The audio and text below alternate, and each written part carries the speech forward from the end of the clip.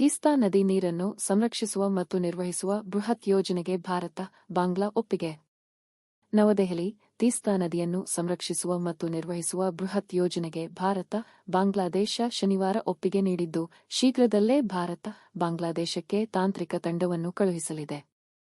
ಇಂದು ಪ್ರಧಾನಿ ನರೇಂದ್ರ ಮೋದಿ ಮತ್ತು ಭಾರತಕ್ಕೆ ಭೇಟಿ ನೀಡಿರುವ ಬಾಂಗ್ಲಾದೇಶದ ಪ್ರಧಾನಿ ಶೇಖ್ ಹಸೀನಾ ಅವರ ನಡುವೆ ನಡೆದ ವ್ಯಾಪಕ ಮಾತುಕತೆಯಲ್ಲಿ ಸಮಗ್ರ ವ್ಯಾಪಾರ ಒಪ್ಪಂದದ ಕುರಿತು ಮಾತುಕತೆ, ರಕ್ಷಣಾ ಸಂಬಂಧಗಳನ್ನು ಹೆಚ್ಚಿಸುವುದು ಸೇರಿದಂತೆ ಹಲವು ಒಪ್ಪಂದಗಳನ್ನು ಅಂತಿಮಗೊಳಿಸಲಾಯಿತು.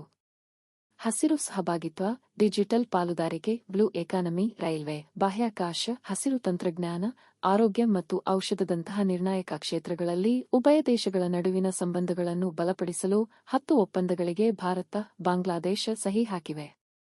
ಮಾಧ್ಯಮಗಳಿಗೆ ನೀಡಿದ ಹೇಳಿಕೆಯಲ್ಲಿ ಜನರ ನಡುವೆ ಸಂಪರ್ಕವನ್ನು ಉಭಯ ರಾಷ್ಟ್ರಗಳ ನಡುವಿನ ಬಾಂಧವ್ಯದ ಅಡಿಪಾಯ ಎಂದು ವಿವರಿಸಿದ ಪ್ರಧಾನಿ ಮೋದಿ, ವೈದ್ಯಕೀಯ ಚಿಕಿತ್ಸೆಗಾಗಿ ಭಾರತಕ್ಕೆ ಬರುವ ಬಾಂಗ್ಲಾದೇಶದ ಜನರಿಗೆ ಭಾರತ ಈ ವೈದ್ಯಕೀಯ ವೀಸಾ ಸೌಲಭ್ಯವನ್ನು ಪ್ರಾರಂಭಿಸುತ್ತದೆ ಎಂದು ಹೇಳಿದರು. ಬಾಂಗ್ಲಾದೇಶದ ವಾಯುವ್ಯ ಪ್ರದೇಶದ ಜನರ ಅನುಕೂಲಕ್ಕಾಗಿ ರಂಗ್ಪುರದಲ್ಲಿ ಹೊಸ ಸಹಾಯಕ ಹೈಕಮಿಷನ್ ತೆರೆಯಲು ನಾವು ಉಪಕ್ರಮವನ್ನು ತೆಗೆದುಕೊಂಡಿದ್ದೇವೆ.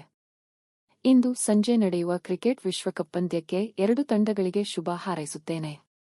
ಬಾಂಗ್ಲಾದೇಶದೊಂದಿಗಿನ ನಮ್ಮ ಸಂಬಂಧಗಳಿಗೆ ನಾವು ಹೆಚ್ಚಿನ ಆದ್ಯತೆ ನೀಡುತ್ತೇವೆ ಎಂದಿದ್ದಾರೆ.